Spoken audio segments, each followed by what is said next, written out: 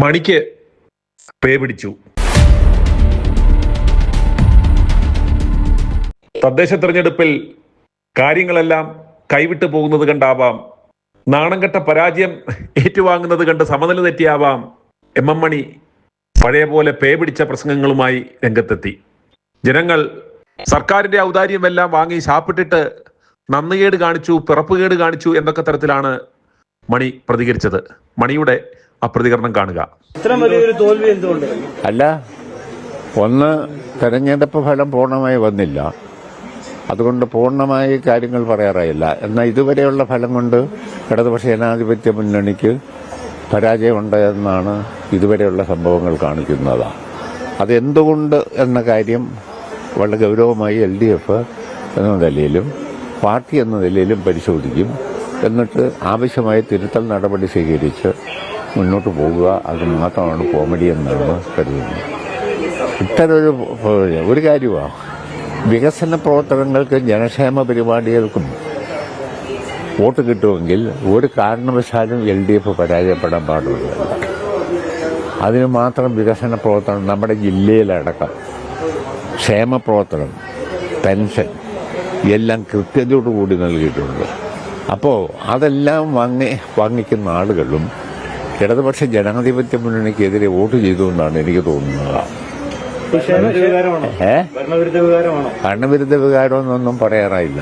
അതെന്താ, അതൊക്കെ പാർട്ടി നേതൃത്വം പരിശോധിച്ചിട്ട് പറഞ്ഞോളൂ. പ്രവർത്തനങ്ങൾ സർക്കാർ നടത്തിയെന്ന് പറയുമ്പോഴും ഈ പെൻഷൻ കൊടുത്തു എന്നൊക്കെ പറയുമ്പോൾ സ്റ്റണ്ടായി, ഇലക്ഷൻ സ്റ്റണ്ടായി ആണോ ആളുകൾ കണ്ടത്? സ്റ്റണ്ടായിട്ടല്ല, ഇതെല്ലാം വാങ്ങിച്ച് നല്ല ഭംഗിയായി സാപ്പാട് കഴിച്ചിട്ടുണ്ട് ആളുകൾ. എന്നിട്ട് ഏതോ തക്കതായ നൈമിഷികമായ വികാരത്തിന് എതിരെ വോട്ട് ചെയ്തു എന്നാണ് എനിക്ക് തോന്നുന്നത്. പിന്നല്ലാതെ നന്ദികേടല്ല, നല്ല അനുകൂലമാണോ? ക്ഷേമ പ്രവർത്തനം, റോഡ്, പാലം, വികസന പ്രവർത്തനങ്ങൾ, ജനക്ഷേമ പരിപാടി ഇതുപോലെ കേരളത്തിന്റെ ചരിത്രത്തിൽ നടന്നിട്ടുണ്ടോ? ഇല്ലല്ലോ. ഇതെല്ലാം വാങ്ങി നല്ല ഭംഗിയായി ചാപ്പാട് കഴിച്ചവര് നല്ല ഭംഗിയായി നമുക്കിട്ട് വെച്ചു എന്നാണ് എനിക്ക് തോന്നുന്നത്. ഈ ശബരിമല വിഷയമൊക്കെ വലിയ തിരിച്ചടിയായിട്ടുണ്ടോ? ശബരിമല വിഷയമൊന്നും അല്ലെന്നേ. ഇതുകൊണ്ടൊന്നും ഞങ്ങൾ അങ്ങോട്ട് പുറകോട്ട് പോകുന്ന പ്രശ്നമൊന്നുമില്ല. തോൽവി പലപ്പോഴും ഞങ്ങൾ കണ്ടിട്ടുണ്ട്, തോൽവി നേരിട്ടിട്ടുണ്ട്, പലപ്പോഴും ജയിച്ചിട്ടുണ്ട്. തോറ്റപ്പോഴും ധൈര്യമായി മുണ്ടും മടക്കി കുത്തി നിന്ന് പ്രവർത്തിച്ച പാരമ്പര്യമാണ് ഞങ്ങൾക്കുള്ളത്. എങ്ങനെ നിയമസഭാ തെരഞ്ഞെടുപ്പ് വേറെ, ഇത് വേറെ.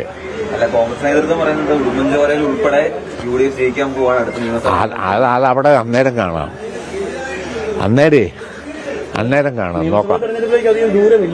ഇല്ല, എന്നാലും ഉണ്ടല്ലോ. അതൊന്നും വലിയ പ്രശ്നമില്ലൊന്നും, ഇതൊന്നുമായി ബന്ധമില്ല. തദ്ദേശ നമ്മുടെ തെരഞ്ഞെടുപ്പ് അതിനേതായ ജനങ്ങളെ സ്വാധീനിച്ച പ്രശ്നം. നിയമസഭാ തെരഞ്ഞെടുപ്പ് വരുമ്പം സംസ്ഥാന രാഷ്ട്രീയവുമായി ബന്ധപ്പെട്ട പ്രശ്നങ്ങളാണ് ചർച്ച ചെയ്യുക. എന്നാ സെമി ഫൈനൽ എന്നൊക്കെ പറയാൻ UDF പറയാം, വേറെ അല്ലാണ്ട് തലയ്ക്ക് വിവരമുള്ളവരാരും പറയുക. ഈ കഴിഞ്ഞ ടൈമിൽ ജില്ലാ പഞ്ചായത്തിന്റെയും ബ്ലോക്ക് പഞ്ചായത്തുകളുടെയും പ്രവർത്തനം അല്ലെങ്കിൽ പ്രകടനം അത് വിലയിരുത്തപ്പെട്ടു. അങ്ങനൊന്നുമില്ലെന്നേ, ചുമ്മാ ഞാൻ ചോദിക്കട്ടെ, ഈ പറയുന്നതിൽ വല്ല കാര്യമുണ്ട്? നല്ല ഒന്നാം തരം പെൻഷൻ മേടിക്കുക, ഇഷ്ടം പോലെ തിന്ന ആളുകൾ, എന്നിട്ട് നേരെ എതിർ വോട്ട് ചെയ്തു എന്ന് പറഞ്ഞാൽ അതിന്റെ പേര് ഇലക്ഷൻ ഉണ്ടായിട്ടില്ല. അതിന്റെ പേര് ഇതുമാതിരി പിറപ്പ് പണിയെന്ന് പറയും. ചാപ്പാട് കഴിച്ചാലേ നിങ്ങൾ എനിക്കൊരു ചായം മേടിച്ചു തന്നാൽ അതിനൊരു മര്യാദ ഞാൻ നിങ്ങളോട് കാണിക്കണ്ടേ? മണി വിവാദ പ്രസംഗങ്ങൾ നടത്തുന്നത് ഇന്നും ഇന്നലെയും ഒന്നുമല്ല.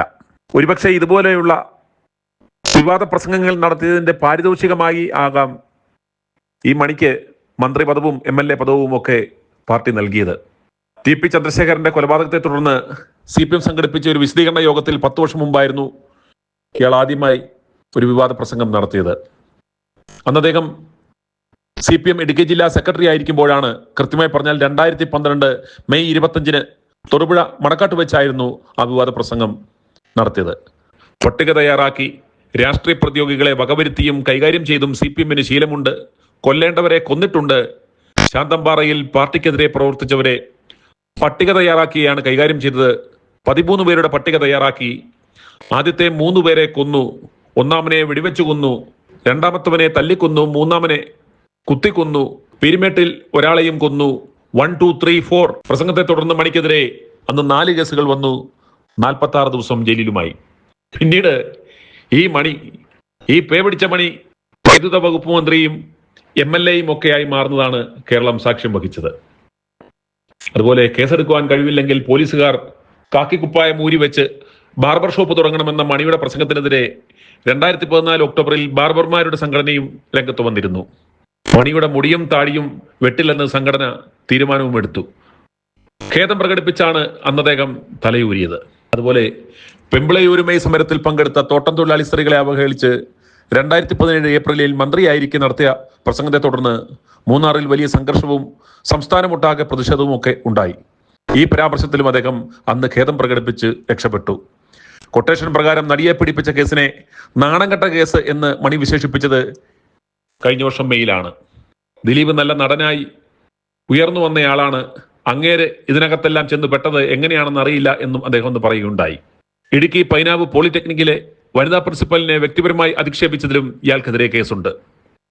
അത് 2016 അതുപോലെ അന്നത്തെ ഇടുക്കി SI KV ഗോപിനാഥനെ ഇതേ വേദിയിൽ പരസ്യമായി ഭീഷണിപ്പെടുത്തുകയും ചെയ്തു. മണി ഉൾപ്പെടെ 304 CPM പ്രവർത്തകർക്കെതിരെ അന്ന് ഇടുക്കി പോലീസ് കേസെടുത്തു. എന്നാൽ CPM ആവട്ടെ മണിയുടെ ഇത്തരം പ്രസ്താവനകളെ ഒന്ന് താക്കീത് പോലും ചെയ്തിട്ടില്ല എന്നത് ശ്രദ്ധേയമാണ്. i2i News, an eye for truth. i2i News subscribe ചെയ്തിട്ടില്ലാത്തവർ ഇപ്പോൾ തന്നെ സബ്സ്ക്രൈബ് ചെയ്യുക. നോട്ടിഫിക്കേഷൻ ലഭിക്കുവാൻ ബെൽ ബട്ടണും അമർത്തുക.